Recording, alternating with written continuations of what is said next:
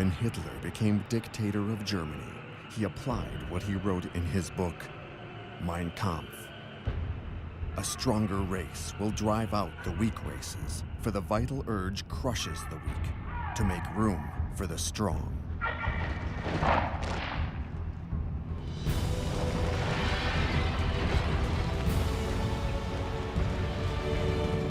How did Hitler manage to take power and become the supreme leader, the Führer?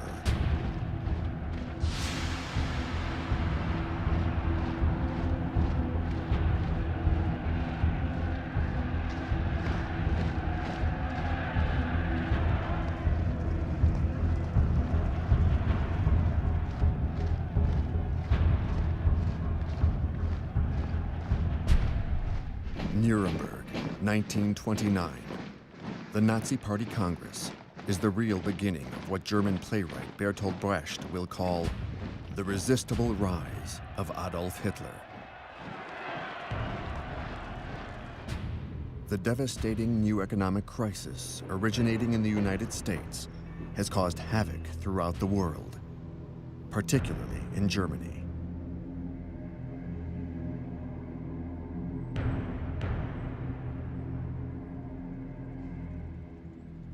One after the other, factories close their doors, and the number of unemployed reaches the astounding figure of 6 million.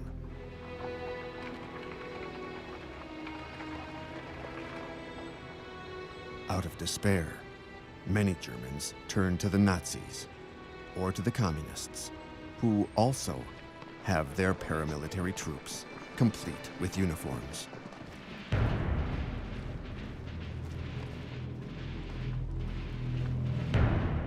Communists and Nazis clash violently in all the elections that follow.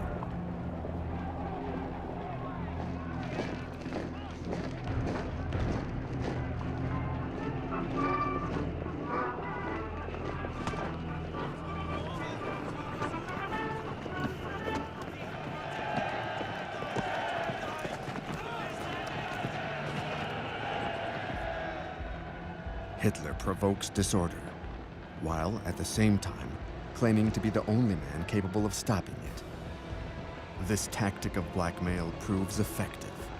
Hitler rallies the small business owners and homeowners to his cause by denouncing the threat of the Red Plague, the egalitarian Marxists, who also strike fear into the hearts of the peasantry.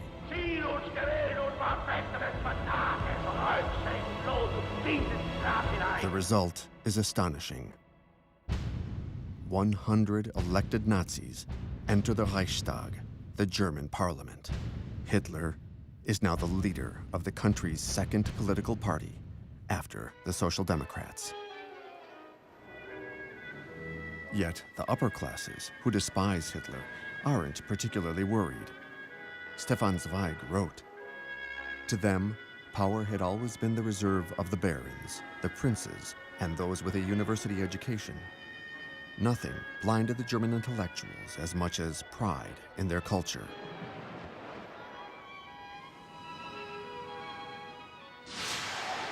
And in the meantime, Hitler's rise continues.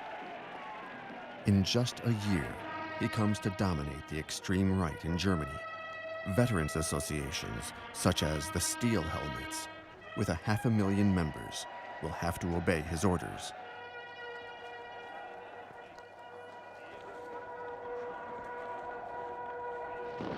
Behind his domineering posturing, Hitler hides a terrible secret. He has just emerged from a scandal which might have finished him. Rumors of a personal drama circulate in the press. He had conceived a passion for his own niece, Geli Robal, aged 23. He loved her irrationally, possessively. She has just committed suicide. She was living with him in his Munich apartment.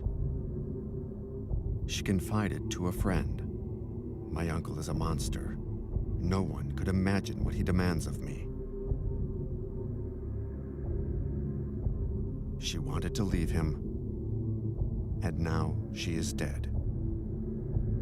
A press campaign is launched against him, accusing him of sexual perversion and even of having Gelli murdered. Extremely depressed, Hitler threatens to kill himself as well.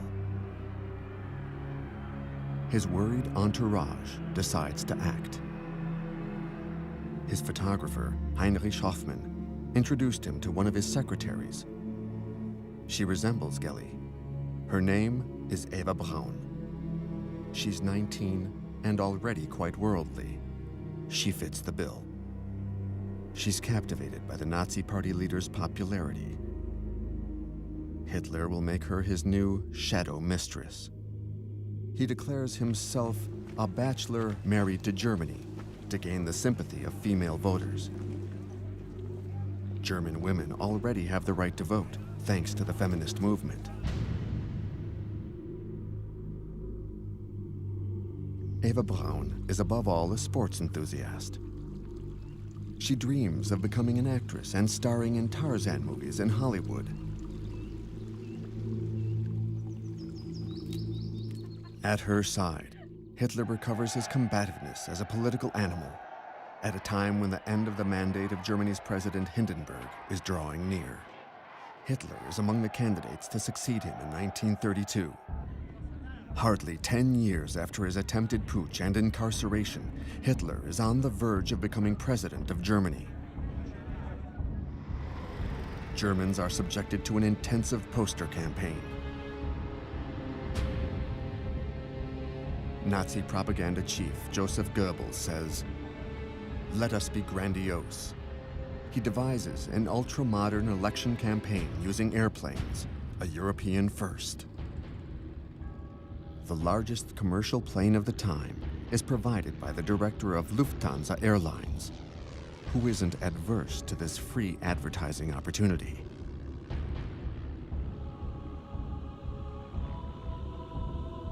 Hitler, wearing a leather helmet, sets off on a tour of some 100 German towns where he can gauge his popularity. His pilot, Hans Bauer, recalled, "We flew in all kinds of weather, even in storms. Canceling a rally was out of the question. People ended by losing their fear of flying." Hans Bauer's conclusion? Hitler contributed to the expansion of air traffic. Goebbels invents the slogan, "The Führer above Germany." He forges the myth of Hitler the Supreme Savior during these aerial hustings, carefully filmed and then projected all over the country.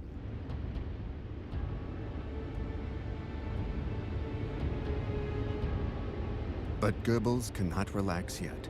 The campaign costs a lot, and the industrial barons are still wary of Hitler's violent methods. The Nazis must charge everyone who comes to listen to Hitler the equivalent of €1. This doesn't discourage them. On the contrary. A witness, von Spaun, describes his reaction. "I suddenly felt Hitler's eyes on me, and it affected me for the rest of my life."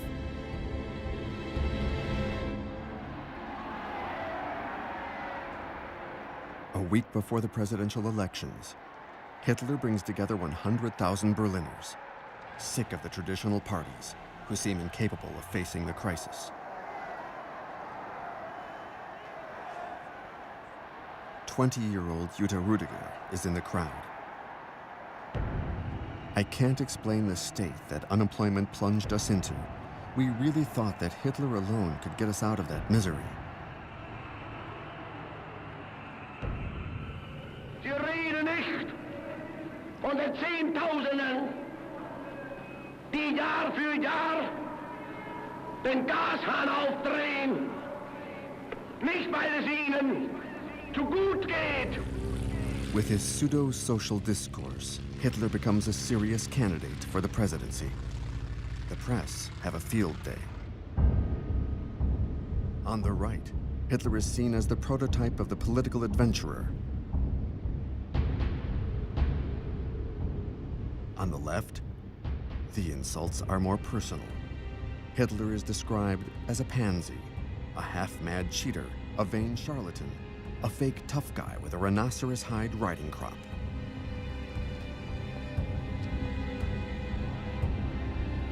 The outgoing president, Marshal Hindenburg, although a reactionary monarchist, is supported by the left.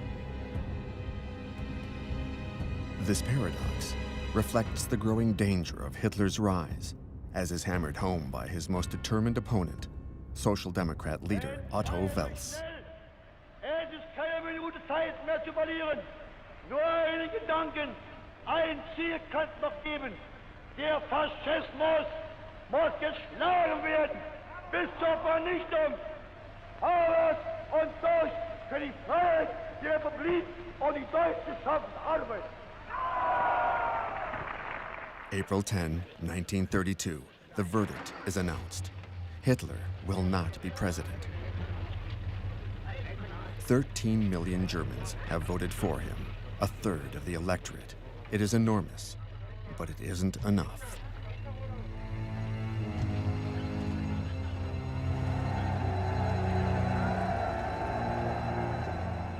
Hindenburg, re-elected thanks to the Social Democrats, wants to be free of his dependence on them. He instigates a new election. And Hitler, continuing his resistible rise, starts campaigning again.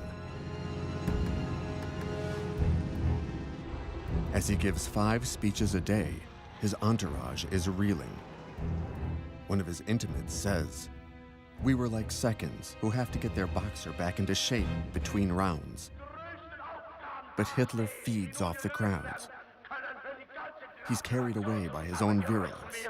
Die Gegner werfen uns Nationalsozialisten vor und mir insbesondere, dass wir intolerante, unverträgliche Menschen seien. Wir wollten, sagen sie, mit anderen Parteien nicht arbeiten. Die Herren haben ganz recht. Wir sind intolerant. Ich habe mir ein Ziel gesteckt, nämlich die 30 Parteien aus Deutschland hinauszufegen. For Hitler, the first party to eliminate in the 1932 election campaign is the Communist Party. The stormtroopers are given the task. They are now 400,000 strong. They finance themselves, paying for their own uniforms and equipment. One of them, Wolf Teubert, works in a delicatessen in Hamburg. He is ready to join his motorized unit at a moment's notice.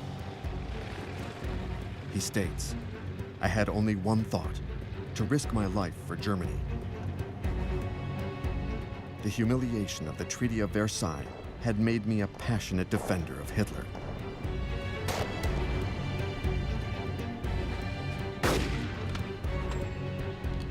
There was companionship, solidarity, and pride in wearing a uniform. We, who were ashamed of having been too young to have fought in the Great War, took advantage of our elders' experience.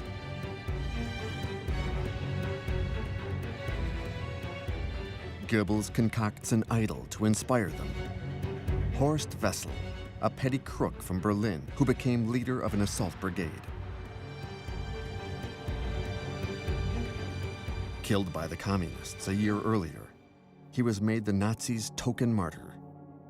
Speaking at his elaborate funeral ceremony, Goebbels had compared this man's sacrifice to Christ's.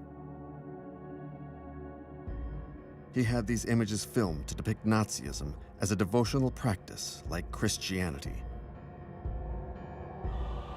He had original music commissioned for what he called the last poem of the dead SA member, and made it the official anthem of the Nazi Party, the Horst Wessel-Lied, the Song of Horst Wessel, the credo of violence.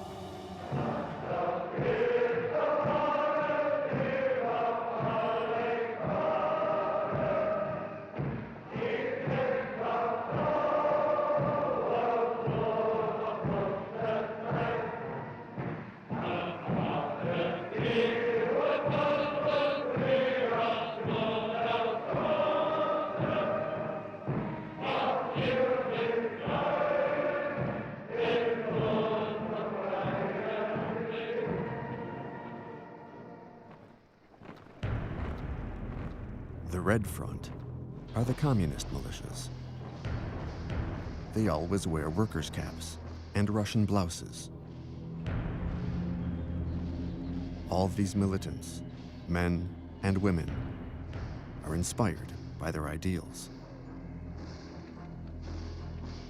They too have their combat songs.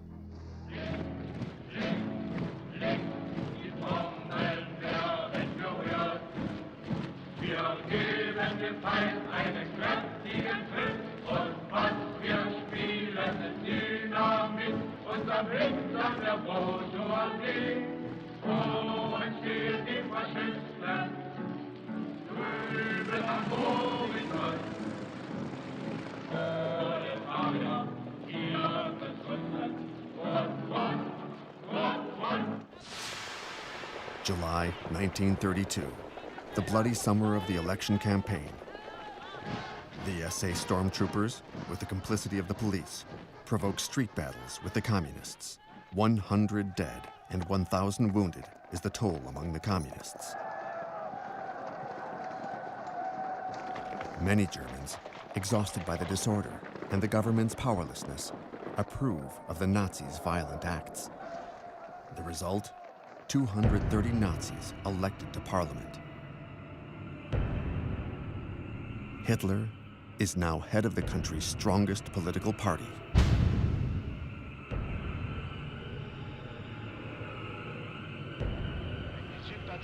Power is within his reach for the first time. Quickly, however, euphoria gives way to disappointment. President Hindenburg refuses to name him chancellor, head of the government. Hindenburg tells Hitler, "Before God, my conscience, and the fatherland, I cannot hand over power to a party as intolerant as yours."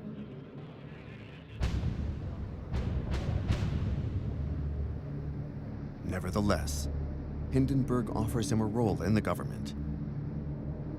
But Hitler doesn't consider himself an ordinary politician seeking a ministerial position. He wants all the power to establish a totalitarian state. In a few weeks, Goebbels, the head of the vast Nazi parliamentary group, succeeds in paralyzing democratic procedure. No majority can be formed. Now, Goebbels, smiling the malicious smile of his evil deeds, announces, "It's high time to dissolve this assembly, which no longer reflects the will of the people." Ich halte diesen Reichstag für vollkommen überfällig und bin der Überzeugung, dass aufgelöst werden muss, weil nicht mehr dem Willen des Volkes entspricht. Another election has to be called, the third within a year. It will take place in November. Hitler sees it as another chance to make gains. Die Energie und die Fähigkeit gehabt, von den damaligen 1000 Mann vor 10 Jahren bis heute 14 Millionen zu machen. Und ich werde aus den 14 Millionen die 20 und die 30 Millionen machen.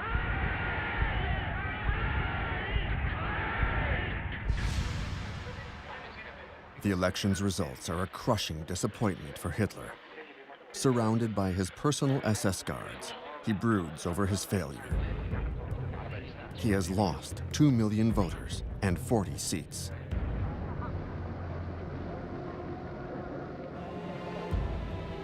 Goebbels says, "We've had a setback. Hitler refused to enter the government, and the voters didn't understand why."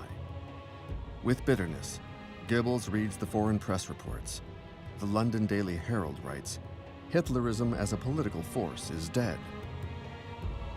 The French daily, Le Populaire, edited by eminent socialist Léon Blum, headlines an article, "The End of Hitler." But no. 3 months later, Hindenburg, still facing the impossibility of forming a majority, finally names Hitler Chancellor of Germany.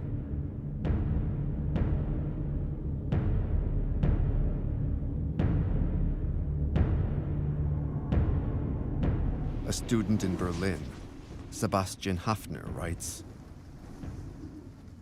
"I've just heard the news. I'm frozen with terror. For an instant, I can physically smell blood and mud. I see something dangerous. like the big, dirty paw of a predatory animal raking its claws over my face. To achieve his end, the wolf disguises himself as a lamb. Hitler reassures Hindenburg by asking for only 2 ministerial portfolios for the Nazis. The Minister of the Interior would be a Munich policeman named Wilhelm Frick, with Hermann Göring at his side, also to control the police, 2 key positions. Hitler advances by subterfuge. His aim is to show that the most important ministerial positions have gone to a conservative, Franz von Papen, a former chancellor, and to the strong man of the extreme right, Alfred Hugenberg, Minister of the Economy and Agriculture, an aggressive and authoritarian hardliner. Hitler calls his government the Cabinet of National Concentration to make it sound like a nationalist coalition rather than a predominantly Nazi government. This very reactionary body believes it can control Hitler.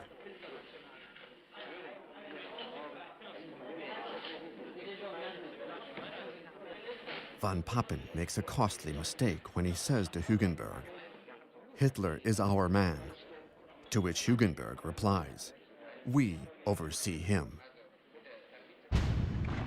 That very evening, January 30th, 1933, in Berlin and all the other large German cities, Goebbels organizes a torchlight parade of the Steel Helmet Veteran Group, the SS, and prominently, the SA Stormtroopers.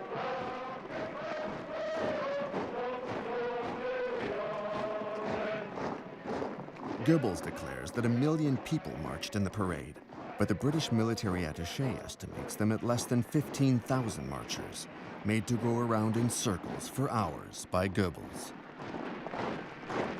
They pass under the windows of the 85-year-old President Hindenburg, who, believing himself in Verdun in 1916, says to his aide, "Our men are parading well.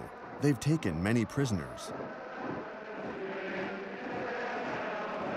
Hitler, at the Chancellery, receives a frenzied tribute. Louise Solmitz, a Berlin schoolteacher, says, "It was drunkenness without wine." She adds, "I heard people shouting, 'Death to the Jews. Jewish blood will gush under the knife.'" Goebbels concludes, "It's like a fairy tale."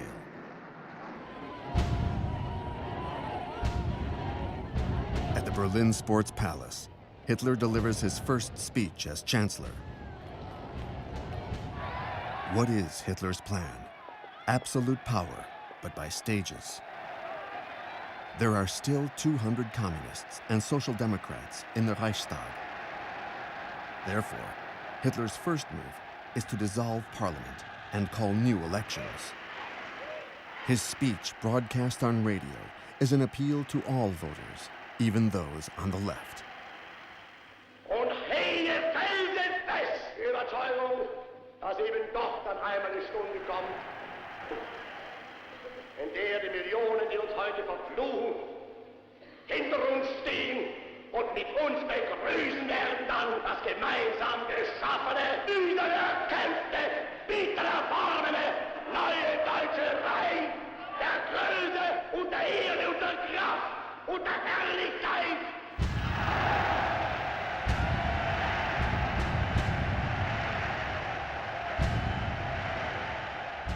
With this relatively conciliatory speech, Hitler continues to advance wearing a mask. Goebbels, however, wants to clarify matters by returning to the fundamentals, anti-Semitism and violence, for the Nazi voter base. Und wenn die jüdischen Zeitungen heute glauben, auf versteckte Drohungen die nationalsozialistische Bewegung einschüchtern zu können, sie sollen sich hüten. Einmal wird unsere Geduld zu Ende sein und dann wird den Juden das freche Lügenmaul gestopft werden.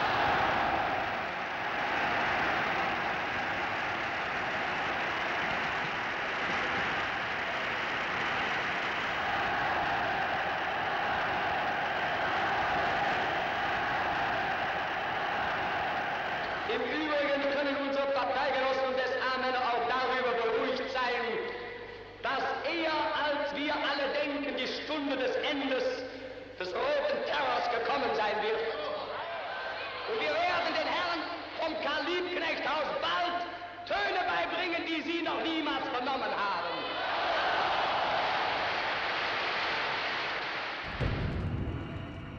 Only 2 weeks later in Berlin, the Great Reichstag, the German parliament building, burns down in the night. Nothing remains of this powerful symbol of German democracy.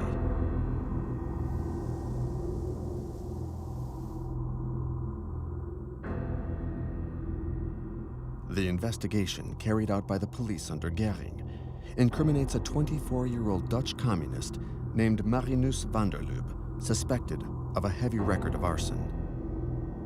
Quickly found guilty, he is guillotined. Who will profit from this crime? The Nazis. Hitler and Göring raised the specter of a red plot.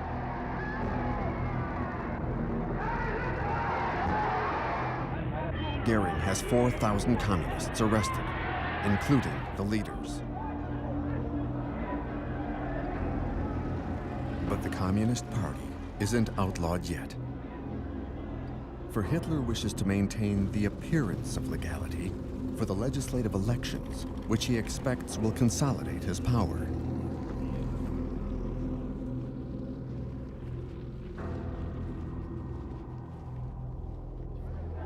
The Germans, fed up with election campaigns and disorder, see renewed action by the stormtroopers throughout the country to protect the population from communist attacks, as the Nazis put it.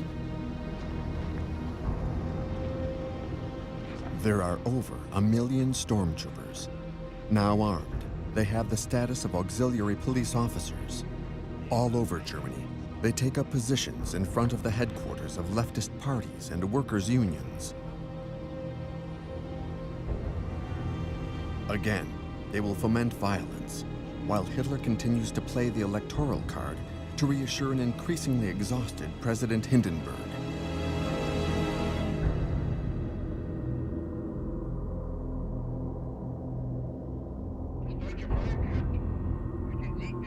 Göring, menacing in his Gothic-style armchair, fingering his dagger, gives his doctored version of the election outcome.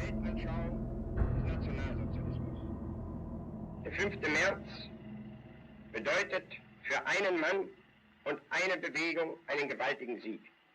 Der Sieger des 5. heißt Adolf Hitler und die Bewegung ist der Nationalsozialismus. Beides aber ist gleichzusetzen mit dem deutschen Volke und dem Deutschen Reich. In reality, Hitler and his coalition barely win a majority. Even with all his propaganda and the intimidation by the SA, Hitler hasn't stopped the communists from obtaining 12% of the votes.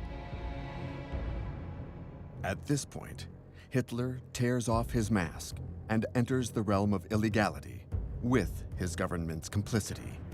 He invalidates the election of the communist parliamentarians and has them arrested and sent to the concentration camps of Oranienburg near Berlin and Dachau near Munich, which have just been set up by the Nazis. These are the first of the 16 camps that opened in the year 1933 alone. The number of political prisoners rises to 100,000 during the first months of the regime. Communist student Klaus Bastian recalls, "The guards whipped the prisoners and pushed us into freezing water. We always feared for our lives, night and day." The Nazi version is that these parliamentarians, senior civil servants, and union leaders are being re-educated.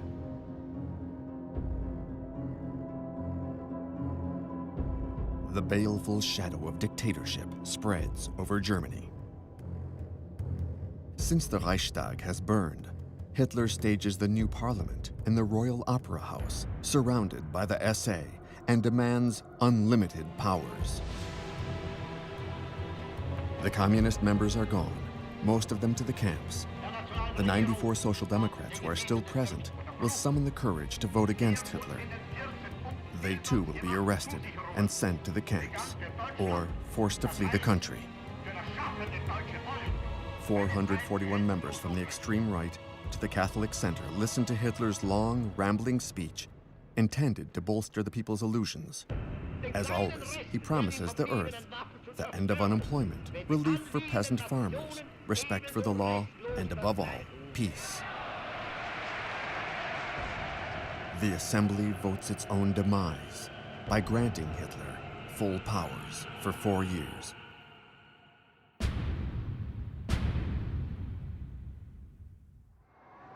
No longer can President Hindenburg contest the Chancellor's decisions.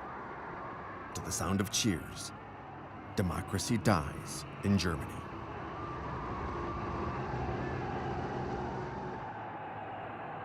The fact that Hitler, whose power is based on anti-Semitism, now leads one of the world's most advanced industrialized countries, is seen as a universal threat.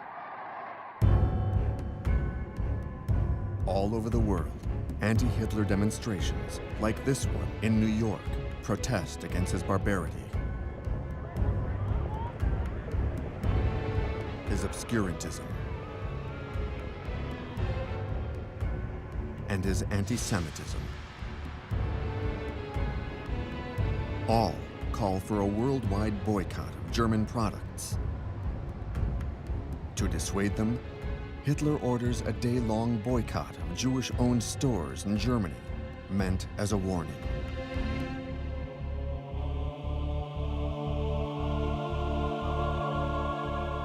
An amateur filmmaker, with the assistance of his wife, tests the determination of the Nazis posted in front of Jewish-owned businesses.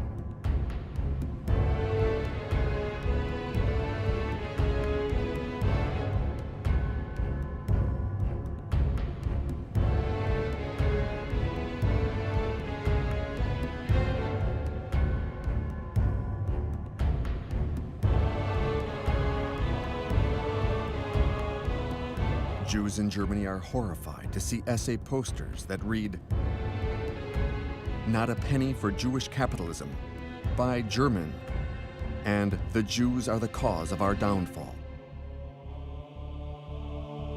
It's the beginning of the persecution. Edwin Landau, owner of a large store in East Prussia, writes, before emigrating to Palestine with his family, "I changed completely in the space of a few hours. This country and this people whom I had respected and loved until then had suddenly become my enemies. I was no longer German, or no longer had the right to be German.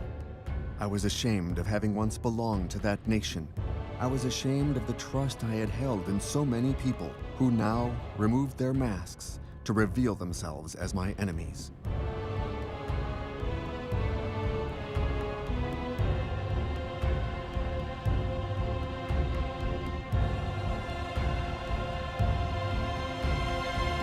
Anti-Semitism had contaminated the universities. Nazism is perverting people's minds, turning them against modern culture, imposing an intolerant sectarian ideology that will lead the students themselves to burn books. With the help of school children and directed by stormtroopers all over the country, they gather works from libraries, bookstores, and publishing houses that reflect what Hitler terms an un-German spirit. On the Nazi blacklist are authors Karl Marx, Sigmund Freud, Stefan Zweig, and 300 others, mainly Jewish or communist writers. 12,000 titles are condemned. Hundreds of thousands of copies must be burnt, and the stormtroopers prepare the pyres.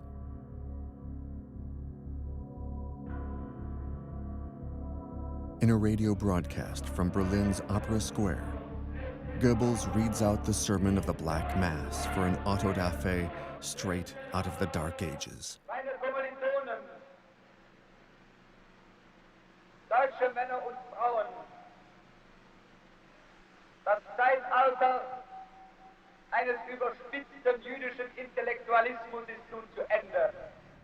Und der kommende deutsche Mensch wird nicht nur ein Mensch des Buches, sondern auch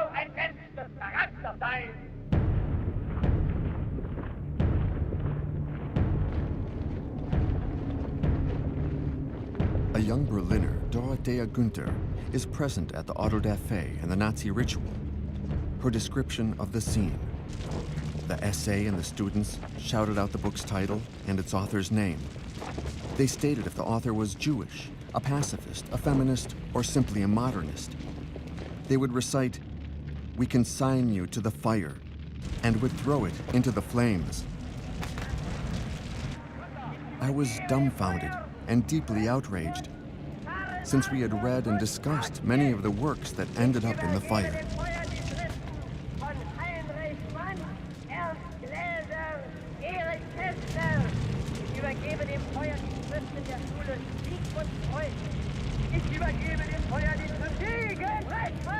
French socialist leader Léon Blum wrote, "What was needed in Germany was for the communists and the Social Democrats to fight together."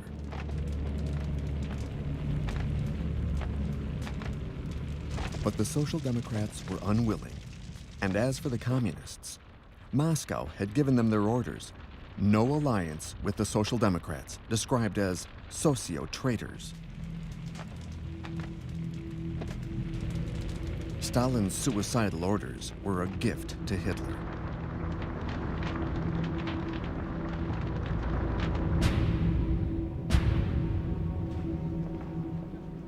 Hitler suppressed the unions.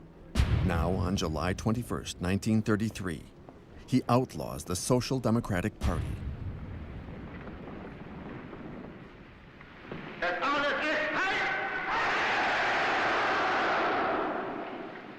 Die große Zeit ist jetzt angebrochen. Deutschland ist nun erwacht. Die Macht haben wir nun in Deutschland gewonnen.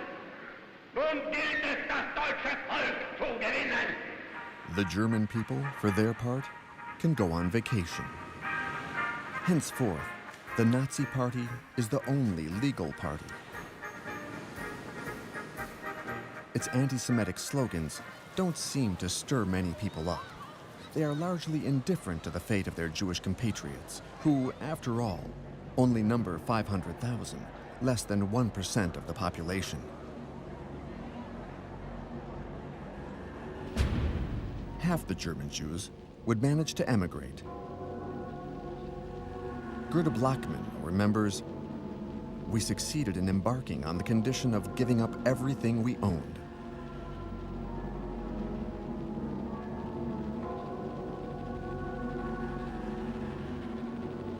The poorer German Jews would be stuck in Germany.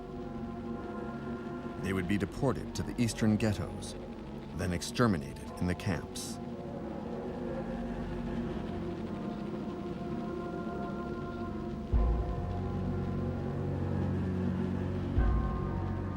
Opponents to the regime would flee, if they can, anywhere they can, especially to France, where they would later be trapped by the German occupation in the war and handed over to the Nazis.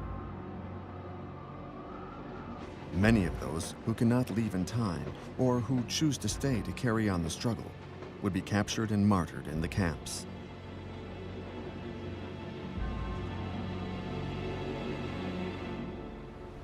The vast majority of Germans would accept the totalitarian regime.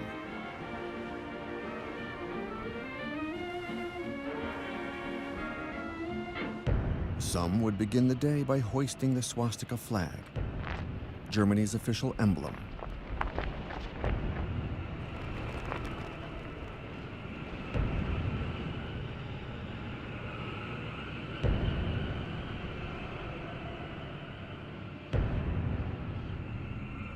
The others, now that Hitler had muzzled the press, would read only Nazi newspapers. Their daughters, too, would learn the compulsory salute. Their sons would enter the Hitler Jugend, the Hitler Youth Movement, which will hone their aggressive tendencies. At school, teachers would show pupils how to handle weapons.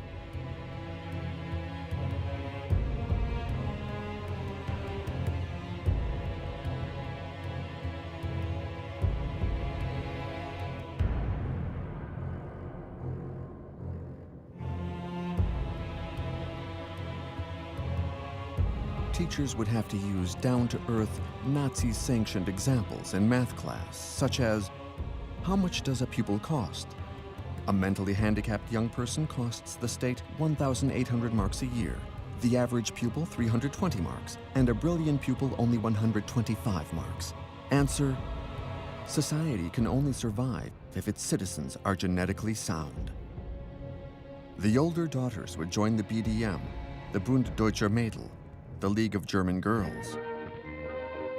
It trained girls to be good wives and to bear many little soldiers. These would be killed at 10 years of age in the last combat actions in Berlin. However, the Germans are unaware of all this in the summer of 1933. Hitler is not yet the unchallenged supreme leader. To achieve this, he must continue numbing the nation by his propaganda. Such as the film Victory of Faith, that depicts the first Congress since the taking of power by the Nazi Party, now the only party.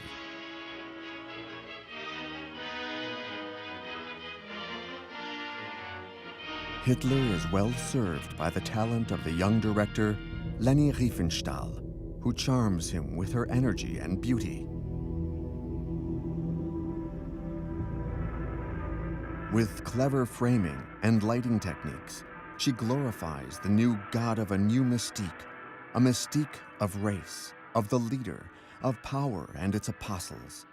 Like the most loyal of the loyal, Rudolf Hess, one of the writers of the anti-Jewish laws. Like Joseph Goebbels, under whom propaganda has become an important ministry. Like Hermann Göring, who will resuscitate German aviation.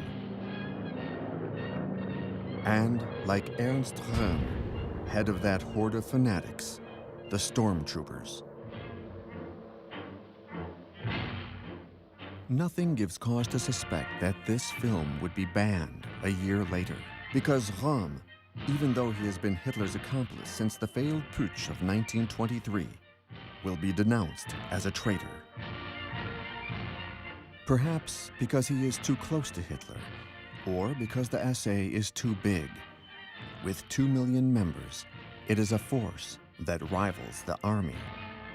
Hitler, to gain the army's support, will bring them into line and eliminate Röhm.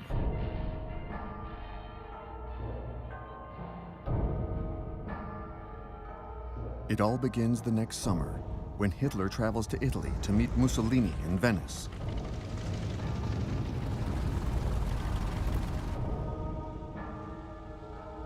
Hitler is impressed by his elder counterpart, his role model.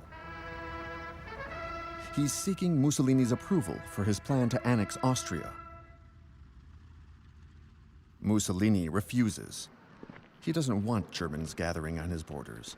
He doesn't warm to Hitler, saying, "He makes me think of a talkative monk."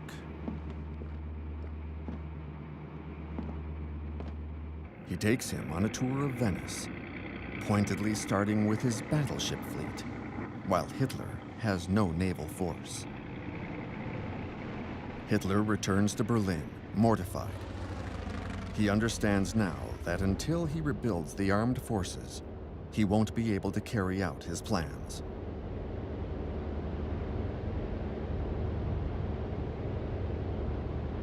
Hitler goes to observe the maneuvers of the Reichswehr, the German army, reduced by the Treaty of Versailles to 100,000 men, few in number, but very well trained.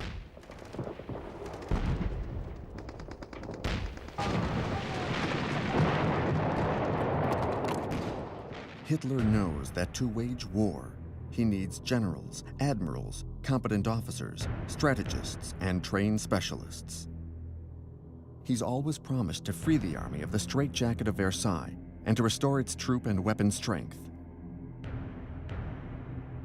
But the generals want more, in particular to get rid of Röhm and his stormtroopers, who are in a position to supplant the army.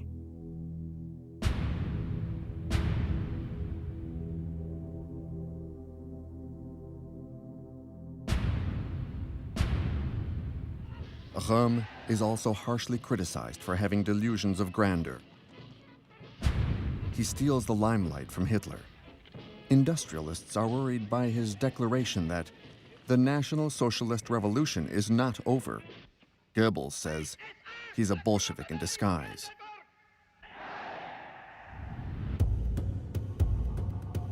They've been partners in crime for 15 years, but Hitler's decision is firm: to eliminate Röhm under the pretext that he has planned a coup d'etat. Hitler chooses his executioners: Himmler, head of the SS; Heydrich, head of the Gestapo; Sepp Dietrich, a former butcher who heads the Führer's bodyguard. Between June 30 and July 2nd, 1934, a period that Hitler calls the Night of the Long Knives, the SS murders Röhm and 85 other potential opponents and embarrassing witnesses of Hitler's past.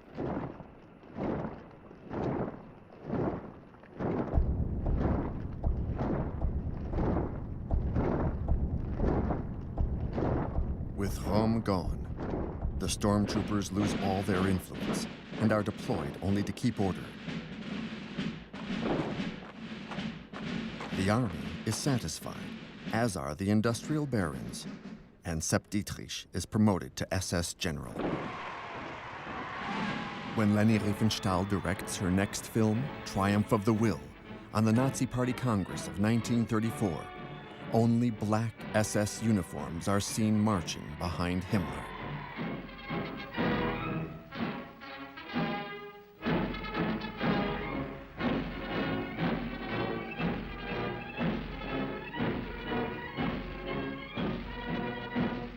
Hitler is now alone at the top of the pyramid.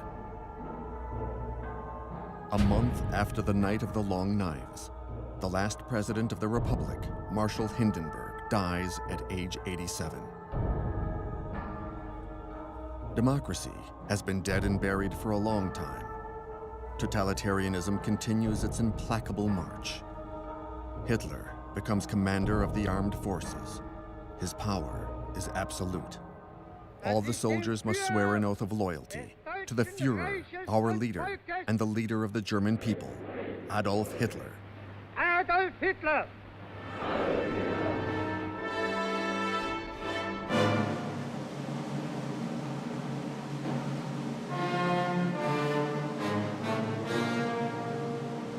Hitler attends the Bayreuth Festival to enjoy the music of Wagner, his favorite composer.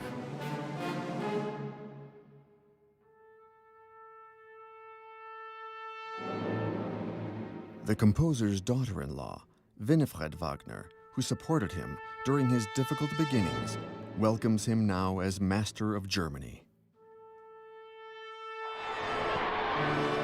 Hitler can now look back at how far he has come. He's achieved the demented dream of his youth: to incarnate Rienzi, his favorite Wagnerian hero, who sacrifices himself for his adoring people.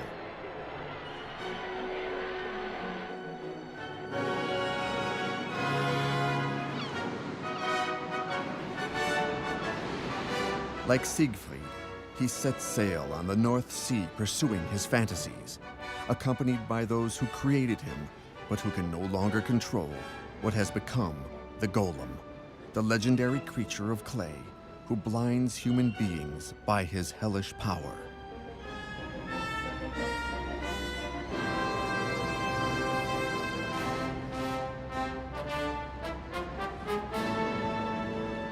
Hitler will first appropriate the successes of the Weimar Republic, such as the famous Autobahns, which will become showcases of the Nazi regime.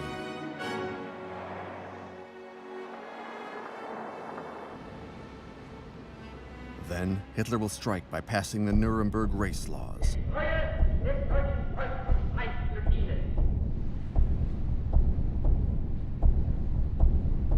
He will burn synagogues to the ground in the Kristallnacht pogrom, prelude to the final solution.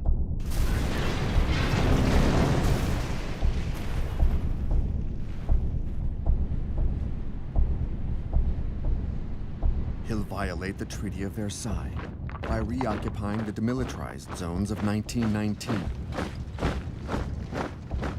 The weakness shown by the lack of reaction from France or England will lead Mussolini to draw closer to Hitler, allowing him to annex Austria, a step in what he calls his mission, to integrate all the German-speaking peoples into a greater Germany.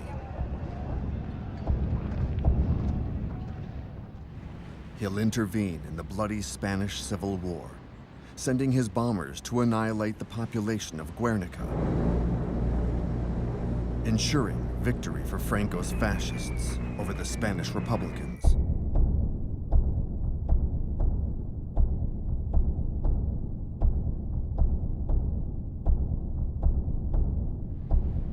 He dreams of a great army, like Napoleon's,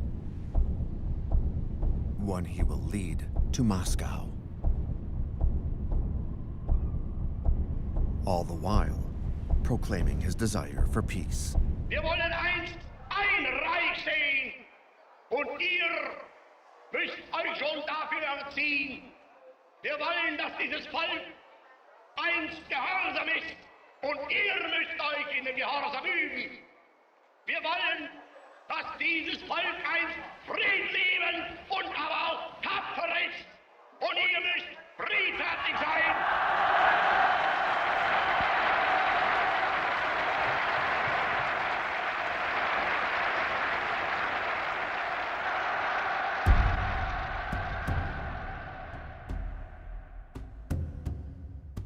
The Germans, drained by bombastic speeches and showy demonstrations, will lose contact with reality.